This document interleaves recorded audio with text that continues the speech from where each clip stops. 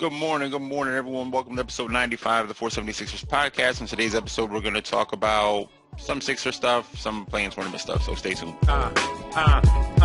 Yeah. Justice for the blind, just something that'll find in the rhyme that are coming from my mind. Good morning, everyone. Welcome to episode 95 of the 476ers podcast. I'm out here rocking my 3-button Henley, looking like I just got done cutting a tree. You know, out here foraging. Right? Foraging for resources out in the forest.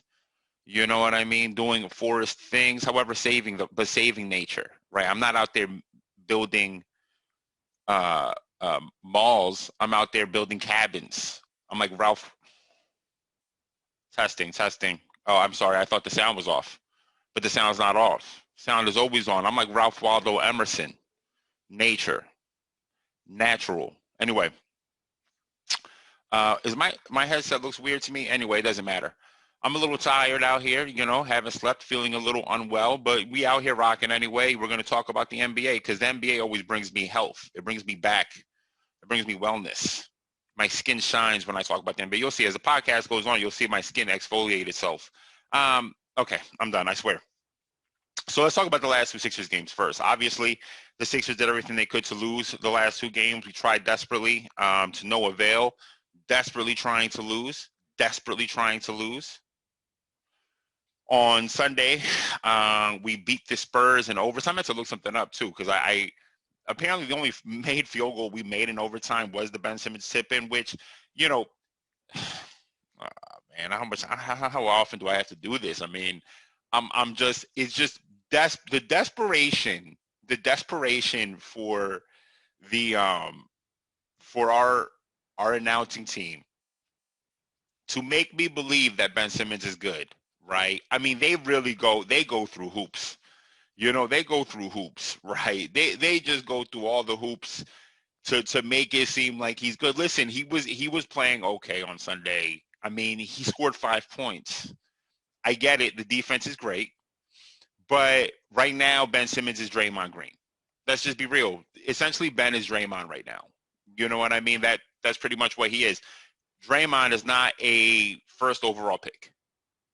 He's not a first overall pick. And in fact, I think I'm pretty sure Draymond, this year already, I'm fairly certain Draymond is averaging more assists than Ben Simmons. But Draymond's career high in assists is far higher than Ben Simmons' career high in assists. Now, the difference, obviously, is that Ben is a better playmaker than Draymond is. Draymond eats a ton off of the amount of pressure that Steph takes. Steph, the amount of space and shit that Steph creates, Draymond tends to capitalize on that a lot. Whereas Ben, I think, can at times, Ben can create offense, can fabricate an offense out of seemingly nothing. You know, but it's just funny watching them talk about Ben like as if we don't see it. You know, you know what I mean? Y'all want to rock out and act like he's like scoring 5 points is something good. He scored 3 points throughout the entire game, and then he scored the tip-in. Good job, Ben. Thank you for that tip-in. However, anyone could have done, like, come on, man. Come on. What are we talking about? Yesterday, Ben scored 14. I think he had 14, 8, and 6. That's a good game. That's not a good game for a first overall pick, though. He had 3 steals. I'll get good defense, man. Good job. 3 steals. Great. Good job.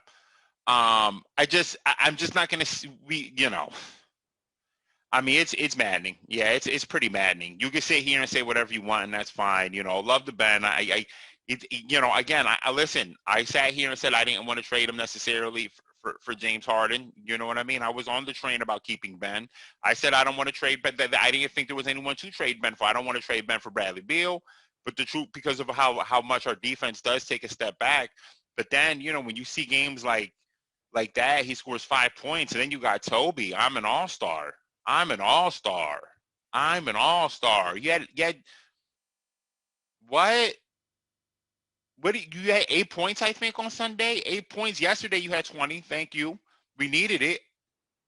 All of the role players stepped up yesterday because Joe was off. You know, Joe something didn't look right about Joe. I think he probably tired. Yeah, he probably was tired. coming off a back-to-back that went into overtime where Joe was carrying us.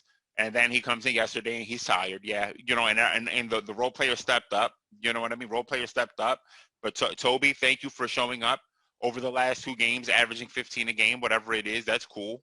8 points against the Spurs, locked up by whoever was guarding you. Didn't matter whom. Rudy Gay was eating you alive. Out there. I'm an all-star. Excuse me? I'm sorry, could you say that again one more time for me? I don't think I heard that right. I don't think I heard you correctly.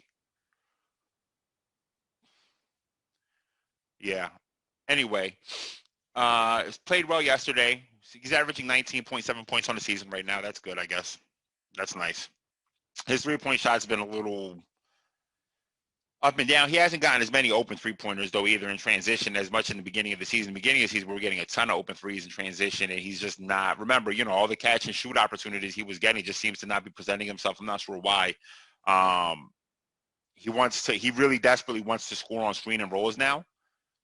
Constantly asking for Joe to come up and get a switch. I don't think Toby knows when to switch. Yesterday, there was a play where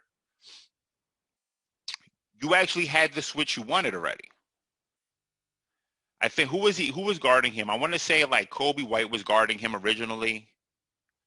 And then he calls up Joe or Dwight, I can't remember, is being guarded by Thad Young. And he calls him up to switch and then tries to score on Thad. Why? Why did you try to do that? Thad has been locking you up. Why are you trying to switch for the person who's locking you up? Thad is still growing. That's it. That's a meta joke. That's a meta Sixers joke. If you remember when Thaddeus Young was here, every offseason we would come in and they would say Thaddeus Young was still growing. Every offseason, Thaddeus was growing. I mean, Thaddeus should be 9 feet tall. Thaddeus is like a sunflower. Shout out to Post Malone. Sunflowers can grow. I mean, sunflowers, like redwoods. They're the redwoods of flowers. Yeah, they'll just grow forever.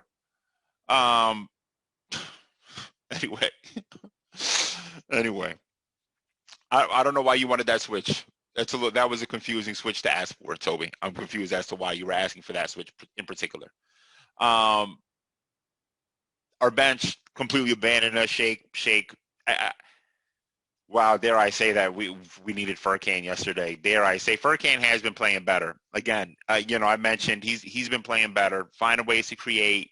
Yesterday he had a couple plays before he got hurt that were, with one bad shot mixed in, which is unacceptable. He had 3 quarters. Out of 4 plays, he had 3 good ones. So 75%, that's a great rate for someone to come off the bench. A bench guy, 75% of the time makes good plays and 25% of the fuck it up. That's fine. That's fine. You can ask for that. Toby though, hold on real quick. What was that pass in the first quarter? What was that pass in the first quarter? You know what pass I'm talking about. Because then you and Joe started joking on the way up. No question, Joe was like, Brian's going to roast you for this dumbass pass, right? And Toby was like, yeah, you right. Stupid pass. What was that? Why are you making that pass for? You're already at the rim. Just float that bitch in. Why are you trying to pass it to Joe, who has his back turned to you and is looking for a rebound? Do you think he's looking for a pass to just dump it to his lap there? It doesn't really make a ton of sense. Okay, no problem. Furkan, I guess we needed him because our bench was atrocious yesterday. George Hill right now, what I just said about Furkan, 75-25. Right now, George Hill is a 30-70. 30% is good. 70% is what is happening here. Do you know how to play point guard? Do you know how to play basketball, sir? Are you certain that you know how to play basketball? Are we sure? Because you are not looking like a basketball player to me. You're wilding. You look like you should have been in the NFL draft, not in the NBA one. Shout out to the Birds. The Birds. Wait, what? No, that's not the right one. I'm going to co-opt it, though. Fuck it. Anyway, Seth played great. Hey, Seth, let's keep it going. These last 2 games are what I were Seth pre-COVID. In the beginning of the season, that was Seth beginning of the season. You know what I mean? Where that was Seth looking like most improved player candidate. That was Seth right there. The last 2 games, Seth played incredible. I mean, he wilding. Hit that sidestep 3-pointer over Lauri Markkanen yesterday. He check out of. I mean, he was checking temperatures out there. You know what I mean? Boop, COVID gun. He COVID gunned the Bulls and hit that sidestep 3-pointer. That was wild. A hell of a shot. Seth is feeling it. That was the Seth. That's the Seth we're going to need, honestly, because with Toby, with Ben, oh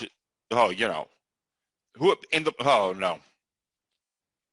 Ben played better yesterday. He was definitely more aggressive in the first half. That made me happy.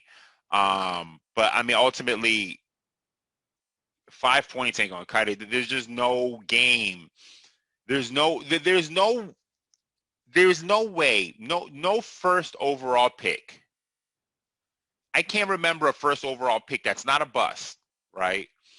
That you would look at have as many single digit performances in a season and just be like, that's acceptable, right? There just isn't one unless it's a bust. You know what I mean? Ben is a real a case study. He is a case study onto himself. Because what exactly is he? Again, he really is just Draymond. At least Draymond shoots threes though. They're hideous, but at least he shoots them. You know what I mean? Ben is really a case study. Ben is really a case study. I don't really know what to say about Ben on a given basis. You know what I mean? His defense can vacillate between awe-inspiring to just falling asleep. I mean, there's a couple Lauri Markkanen 3-pointers yesterday that were wide open. One that he drained in the corner that were just Ben's fault. But, and I'm like sitting there wondering, am I being too hard? Like, am I being too, I'm not being, but it's like, I feel like I'm not being too hard because we're talking about someone who's supposed to be, who's lobbying for himself to be Defensive Player of the Year, aside from everyone else lobbying for him to be Defensive Player of the Year. So you got to pick apart the defense. Yo, are you falling asleep on off ball? Because that's really where a lot of work gets done. There was one play in the fourth quarter where he's gambling on a pass that goes to Kobe White. It just turns into a wide open Kobe White 3-pointer that he misses. Thank goodness. Thank goodness. We're trying to win the game. You're gambling on passes. I get it. But at times, listen, this goes back to the Allen Iverson thing, right? When people be like, well, Allen Iverson was a good defender. He had a bunch of steals. No. No, he was really good at gambling and passing lanes. That doesn't mean that he was a good defender. It means he was good at gambling. You know what I mean? Not in real life, though. I'm sorry. God bless AI. God bless him. So, just trying to figure it out. Just trying to figure it out. That's all. I just want to understand what's going on. I'm trying to figure it out. Danny played well. I think Danny played well the last few games. Money from the corners. Hopefully it doesn't abandon him in the playoffs, but he's money from the corners. I mean, it doesn't seem like he gives a fuck who's guarding him in the corner. He had Lauri yesterday flying at him, looking like the Flying Dutchman from the Flying Dutchman from what's the movie Pirates of the Caribbean out here?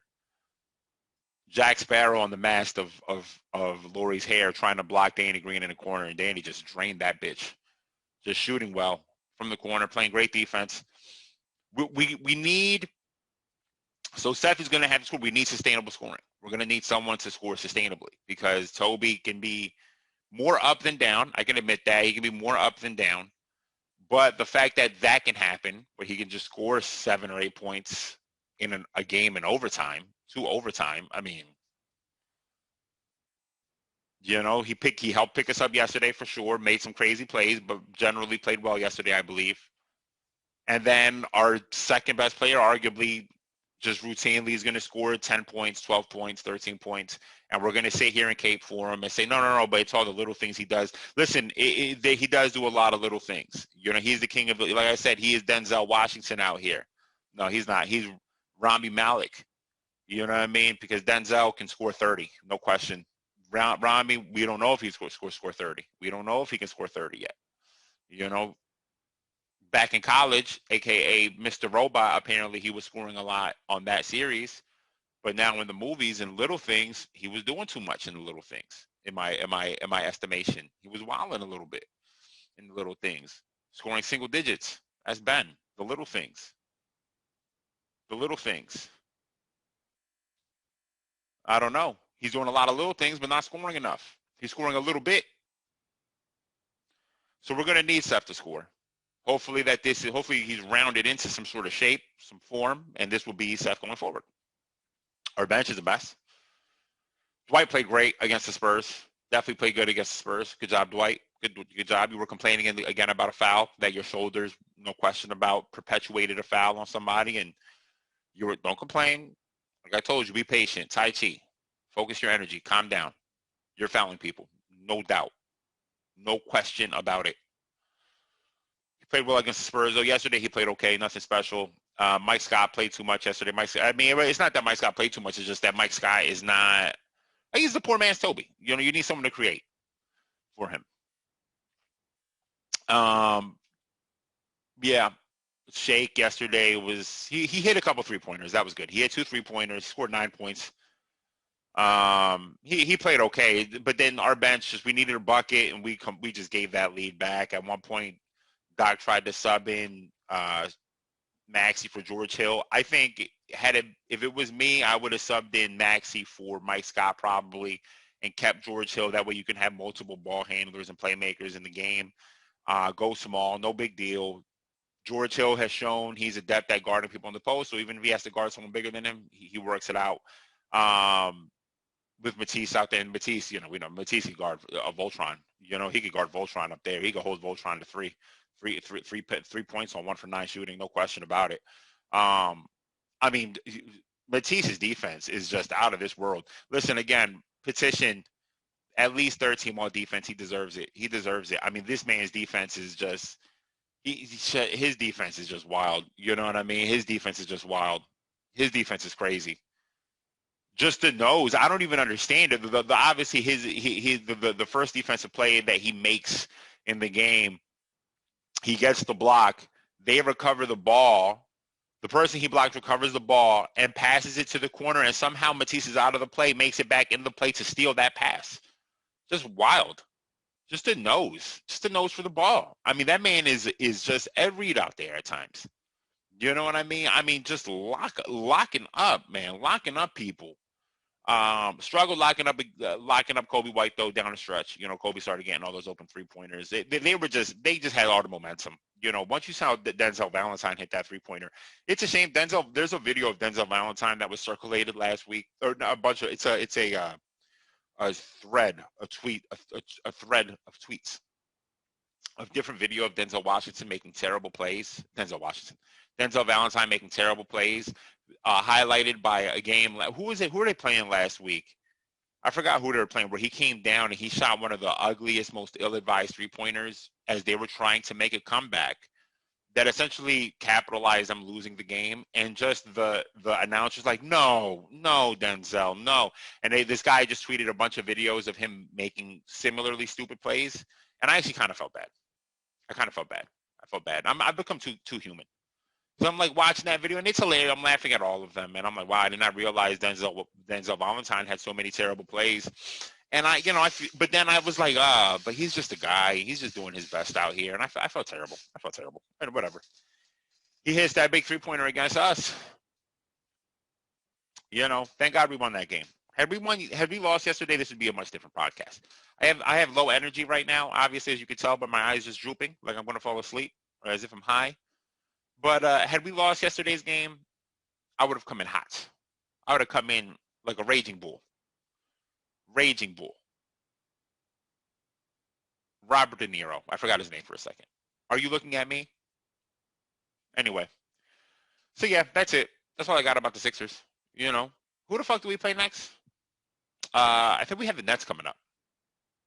Right? I think we have the Nets coming up. Let's take a look here. Hold on. Let's look at the let's go to teams here. We're gonna go to the 60 verse, whatever. Didn't want that to happen. I was trying to open a new tab, but this laptop sometimes don't listen. We got Houston. Okay, we have Houston next. That's a win. That's a win. No excuse. Okay, we're playing in Houston, and then we play in New Orleans. And then we don't have the Nets for a while. That's right. I knew that. We play the Nets next week. Yeah. These are four real back-to-back winnable games. Then Miami. Yeah.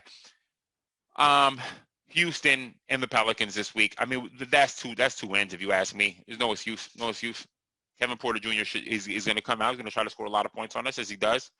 No, they had nothing else though. Christian Wood's going to try to get revenge because we had him at one time and let him go. No excuse. So yesterday, I mean, it's been a big week again. You know, in the play-in tournament, the race for the play-in tournament. Everyone who is now in the play-in tournament is complaining. You know, first it was Rick Carlisle and Luka were bitching because they were in the 7th seed, but now they're in the 6th seed. You haven't heard a peep, not one word. And now it's LeBron James who, for a brief moment, they were in the play-in tournament, and he said whoever decided this needs to be fired, lose his job. You're calling for someone's job, LeBron, relax. You're doing too much. You're doing too much. You're just mad because you're down here now. All right? You're mad because you're down here now. That is what it is. The reason the play-in tournament is important, especially in the West. I can understand in the East it not being as important, but in the West it's important because at times what separates the 8, 9, and 10 seed might be one game. You know what I mean?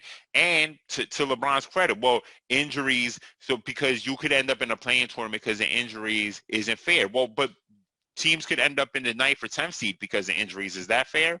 But I had mentioned to a homie of mine, the only time that this could become an issue, I can see this becoming an issue, is if, let's say, Klay Thompson was going to come back. Let's say the Warriors were in 10th right now, right? They're in 8th because Steph is an animal. But let's say they were in 10th right now, and Klay Thompson made it back, right?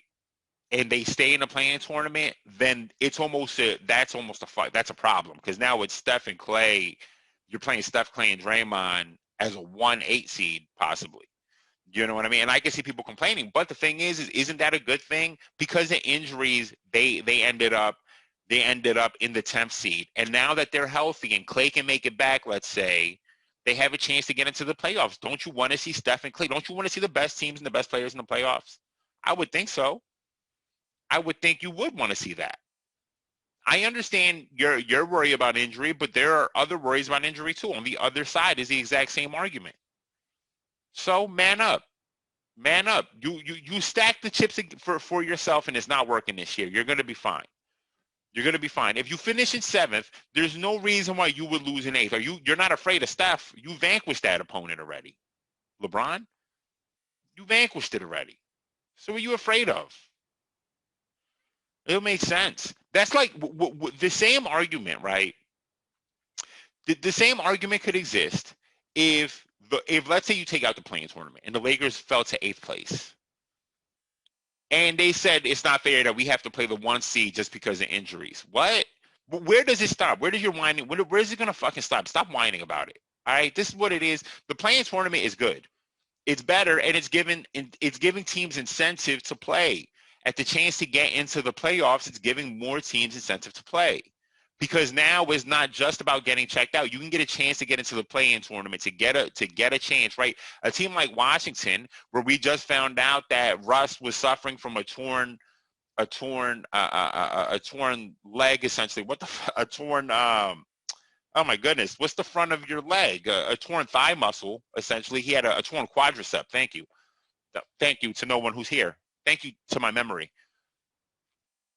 Suffering from a torn quadricep, which we just found out. Well, now he's healed up. They're playing great. He's playing great. And it'd be all for nothing.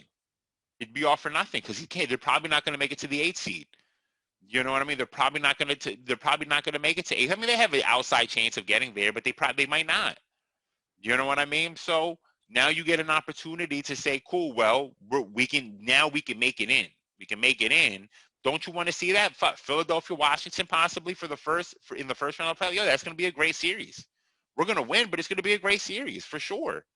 Don't you want Bradley Beal and Russell Westbrook? Listen, the NBA, as much as Russell Westbrook can frustrate me, same thing with Kevin Durant. The NBA is much better when those guys are playing. Let's be clear. They're much better when those guys are healthy and playing, without a doubt. So don't you want to see them in? Of course. Of course. Stop complaining. No, I don't buy it. Speaking of Washington, they beat Indiana yesterday. Big win for them. Big win. They scored 150 points in regulation. Wild. That's a lot of points to score, especially when it's just you and Bradley Beal and a bunch of guys. Daniel Gafford's playing really well for them. I like Daniel Gafford. I've liked him since he was on the Bulls. I liked him. Playing great for them. Alex Leonard's playing really well for them. They lost Danny, which was the same. Rui, I don't even know when Rui plays or doesn't play. Somehow they're getting stuff out of Net Zero. Raul Net Zero. Maybe Net Zero was good, but playing here was so toxic last year, he couldn't be good. He's playing well for them. They're getting stuff out of Net Zero. Good for them. Way to go. Way to go, Scott Brooks. I don't think you're a good coach, but way to go, I guess. And you know what? Of course, we've all been critical about Russ and the triple doubles. He does hunt for stats. But when they're leading to wins, the fact of the matter is, when all of us were picking Washington to be in the playoffs at the beginning of the year, it was based on that version of Russ we know. Because the fact is Russ has always been, he always gets himself into the playoffs. When he was in the West, he was getting them into the playoffs. Now he's in the East. We expect that to happen. And now he's grabbing all these triple doubles. I mean, he's the only player, right? The only player in NBA history to have a 20 assist, 20 rebound game twice. It's just him. I think he's the only one to have it once, too. I might be wrong, but I think he might be the only person to have it once and to have it twice. I mean, that's incredible. Say what you want. Say what you need to say. Say what you need to say. It's incredible. That's crazy. That's a wild stat. Yeah, he stat hunts and all that. I get it, but that's wild, bro. 20 points and it's not like the assists are empty. If they're winning games, and it means something. You know what I mean? It means something. They're like 11-2 in their last 13 or something. It means something. Good. Happy to see that. Love to see that shit, man. Russ drives me crazy. Sure, his personality at times can be abrasive. But you know what, man? When he's playing, the NBA is a little bit better. More talent, the better. The more talent spread out, the better. The more teams, the more competition. Not this centralized bullshit that the Nets are doing. I'll never accept it. Boston, Tatum scored 60. He held up the Wilt paper. That's not the same. That shit was cringe. You scored 60. He scored 100. It's not the same. Don't do that. Not even Kobe showed the 81 piece of paper. What are we doing? Come on. That's just weird. He did play great, though. He scored 60. They were down 30. And that's crazy. They were down 30 at one point. I don't know how the fuck they made that comeback. Who was that? Was that against the Spurs? I can't remember right now. I mean, that was wild. That was while I was watching that game. I watched it, and then I was, oh, they're down 30. Turn it off. And then all of a sudden, I go back. I check the scores again, and they're like down 8. I'm like, whoa, what? Put the game back on. And I watched it. Tatum played great. Unfortunately, Tatum and Jalen both hurt their ankle the other day. And one of the most bizarre plays I've ever seen in my life. I have never seen a play. They both somehow kind of collide into each other, and their legs become interlocked, and they both sprain their ankle. I've never seen something like that happen. I mean, you're talking about one of the most freakiest accidents. I mean, that just that encapsulates what's essentially been a really bad Boston season. You know, a really disappointing Boston season. Essentially, that's what that is. Aaron Nesmith is playing well for them. He it was weird seeing he I guess it makes more sense now. We're seeing more quotes come out from Evan Fournier about his experience with COVID. The thing is not to minimize at all that he's still maybe suffering the effects of COVID, as he's blaming that on why he's playing poorly. But before he went out with COVID, he had an 0 for 11 performance.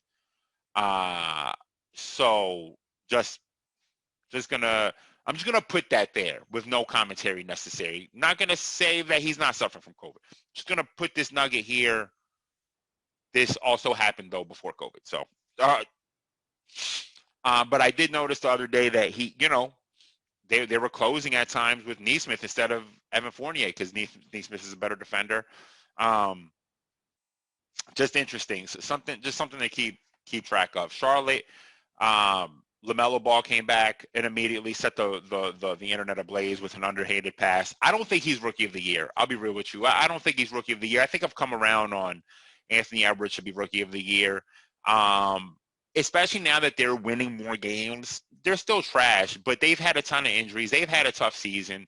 They've been missing guys, and now that Anthony Edwards, the last few games, he's had a better shooting splits. You know what I mean? I think he scored 30 the other day on like 10 for 18 shooting, something like that. That's a great game. It's a great game. You know, that's what I've been talking about all season with him. You know, I think maybe he deserves some love. Fuck it. You know what I mean? That just because LaMelo had an underhanded full court pass doesn't mean that he's a rookie of the year. But I am glad to see him back. Again, NBA is better the more talent you have. Looking forward to Gordon Hayward. He should be back, I think, this week or next week. You know what I mean? Just in time for the possibility of a play-in tournament. There will be nothing more poetic than Boston Charlotte going into a play-in tournament with Gordon Hayward and Terry Rozier getting vengeance against Boston. There'll be nothing more sweet. Nothing sweeter than that. And then, or they get into a fight, a scrappy fight, and somehow Boston wins, and then they go play Washington, and then Washington gets to bring back the all-black suit they wore that one year and send them off into their funeral. Both series, though, Jason Tatum is the best player in both those series, so we'll see what happens. What else in the East? Atlanta, New York. Atlanta won yesterday, a big game against Portland. Portland is Portland. The worst case scenario for Portland is to stay 7 and have to play Golden State at 8. That's the worst possible. It's just going to be Steph again, big bro and Dame. That's all that's going to be. But I just glad to see the Knicks and Atlanta just stay right there, 4-5. Please stay right there. Keep it 4-5. That's a great series. Need to see that. Brooklyn lost a big game against Milwaukee. I know a lot of people are talking about, well, no James Harden, and that's fair. It's a fair point to bring up. However, I do want to say, while things would be different with James Harden playing, there's a certain level, there's a certain point beyond like where it's like KD was as efficient as you're going to see anyone be that game. You know what I mean? I mean, he played incredible. He played great down the stretch. So whether you bring James Harden back, what I'm saying is essentially you bring James Harden back, there's a certain point where on so many possessions, a guy can only be so efficient. You know what I mean? So if you're replacing some of the KD possessions and some of the Kyrie possessions, Kyrie had a tougher game. But if you're replacing some of those possessions for James Harden, who, mind you, has been out for a month now, that doesn't necessarily mean it's going to be better, is what I'm saying. Doesn't necessarily mean it's going to be better. You know what I mean? It can only be so much better.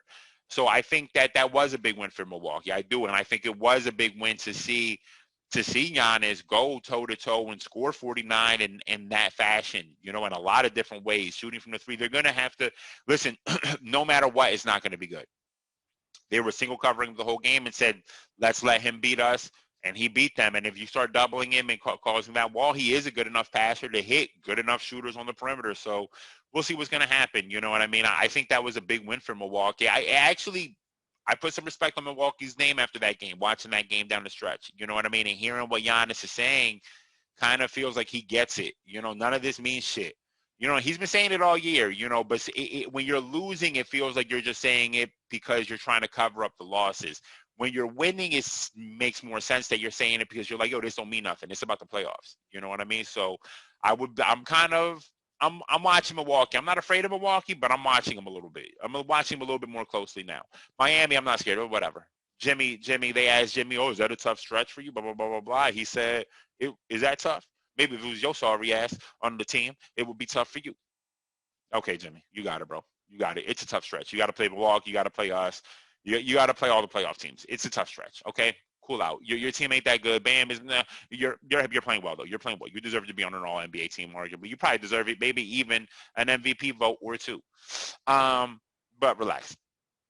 Brooklyn, whatever. So I've spoken about Brooklyn ad nauseum. Let's go to the West here. So Utah firmly in that 1 seed right now. They play Phoenix this week again.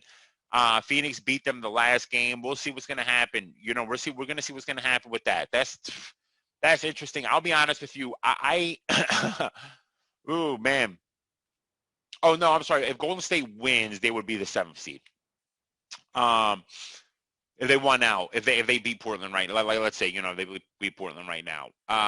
Yeah, if you're Utah, you're watching that and you're just saying, please, let's play Portland. I'm not saying that Portland's easy, but Portland is imploding. I mean, Portland is imploding, man. It's funny because like there are games where you see us play and you see us go toe to toe with the best team and win. Even though Portland beat us twice this year. And then there are games where you see us go against a shitty team and lose, right? But Portland has this funny nature about them where they beat bad teams, but when they beat any team that's close to them talent-wise, they lose every one of those games. I mean, they lose all of those games. And Dame said it earlier. Dame said it a few weeks ago, and it's just yesterday against Atlanta. It's like, yo, how did you lose this game? You have the best player, arguably. How are you losing this game? You know what I mean?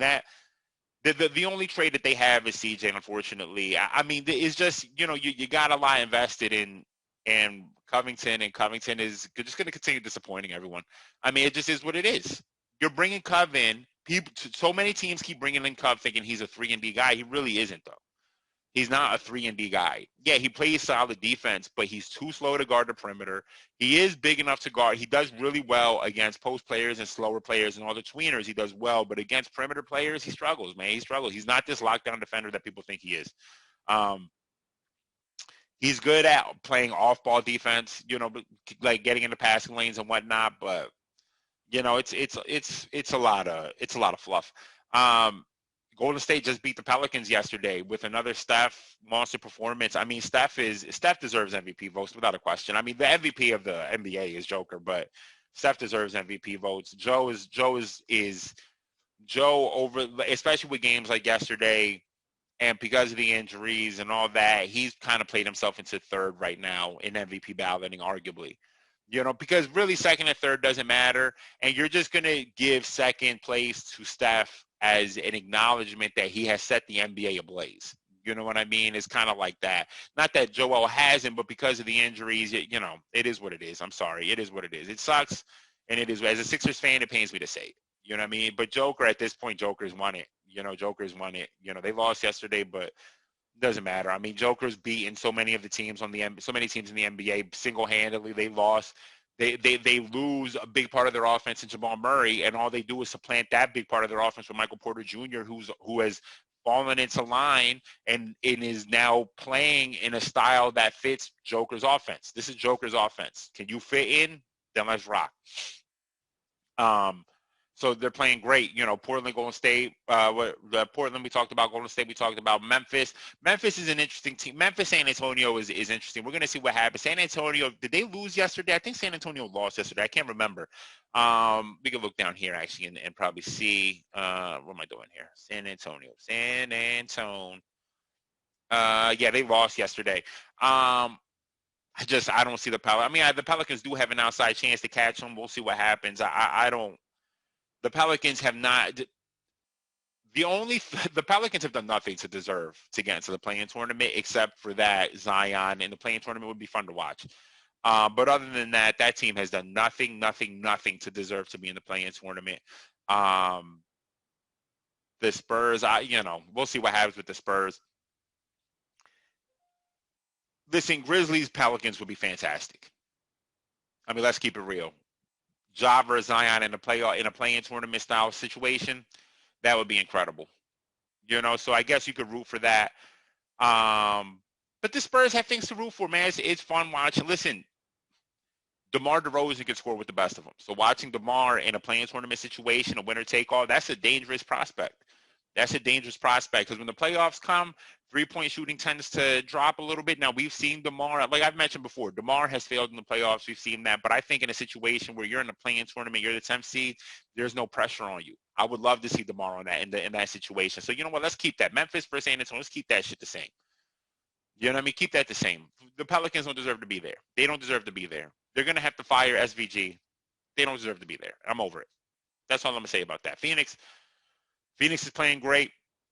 They have a chance at the 1 seed, whatever. The Phoenix is an interesting team. You know what? I heard Bill Simmons mention this on his podcast yesterday that he believes Phoenix can get any shot they want on a consistent basis, and I think that's a really good way to categorize them because they're not necessarily a great three-point shooting team. They don't really have any great post players, but what they do have is Devin and Chris Paul, which are these really elite mid-range, get-to-the-rim guys, or Chris Paul is an elite playmaker, obviously, where in the playoffs, if things are slowing down, you need to find baskets in those in-between spots that are sometimes hard to shoot from. Easy to get to, hard to shoot from, right? And that's that 17, if you're a guard, that's like that 17-foot spot where you're not pulling up, where you're not. I'm sorry, you're not spotting up. Like a big man would occupy that spot and spot up, but as a guard, getting to the spot and then pulling up and shooting is a harder prospect at times than people realize. But they have two guys who are elite, literally elite at doing that. That's going to be interesting to see in the playoffs. When it comes down to it, when you need a bucket, can you get one? And they have guys who can definitely get you a bucket.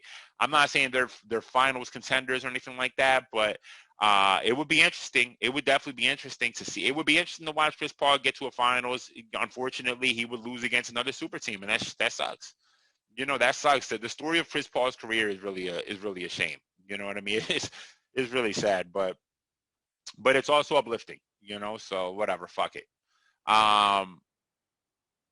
Dallas, you know, the KP thing. I heard yesterday, credit to, again, Simmons podcast, they talked about how Zion needs a healthy KP playing center for them.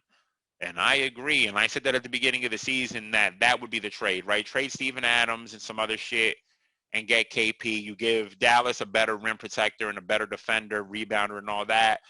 A kind of a physical presence to help Luka, and then maybe some other score. Maybe they get Josh Hart as well. We did another 3-and-D guy to help him. It doesn't necessarily. They need a superstar of some sort. I don't know how they could get a superstar like another guy, but I don't think KP is that guy for them. I just don't think KP can be the best guy anymore. And apparently there may be rumblings that KP doesn't really like playing with Luka because of Luka's style of play. I get it. A lot of people are not going to like playing with that style of play. You know what I mean? That's always what confused me about the conversation when people were talking about they like Luka, but they don't like James Harden. I don't want to say it was racism, but it did remind me of the Conor McGregor, Floyd Mayweather, where it's like people like Conor, but they didn't like Floyd, even though they did the exact same thing. And Conor also said racist shit, but whatever. And that kind of reminded me of the same thing. I do think that Luka is more willing to give up the ball more often than James was when James was with the Rockets, but it's still the same style of play. It's still the same style of play, and that style of play is difficult to win with. I love watching Luka. Man, I fucking love him. I love watching James Harden. And they're both graceful as shit.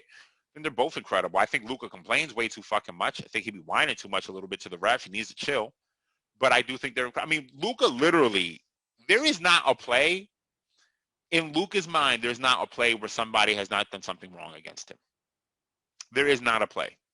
If you watch him, it's just not a play. He just could finish a wide open layup, and he's going to look and do this to the ref. What is it? What do you want the ref to do? You had a wide open layup. What happened? But what happened, Luka?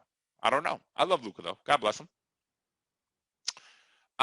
So we're gonna see. Denver Dallas would be a fun ass matchup. I don't give a shit. That would be a fun matchup because it's the two guys who really do remind me of a Larry Bird hybrid, Luka and Joker. These two like Larry Bird style hybrid basketball players from two different mindsets. Like if Larry Bird played today, would he be playing more like Luka or would he be playing more like Joker? Because they both have these very similar, great passers, great IQs. Can do anything on the court, can shoot, are not necessarily athletic or super fast or super quick, but are crafty and whatever. It's like that. That would be a fucking fun ass style. And let's keep Clippers Lakers. Let's do it. Clippers Lakers. They look. Oh, LeBron, you're in the fifth. Are you going to complain about the play-in tournament? Probably not. You're probably not going to hear another fucking peep about it.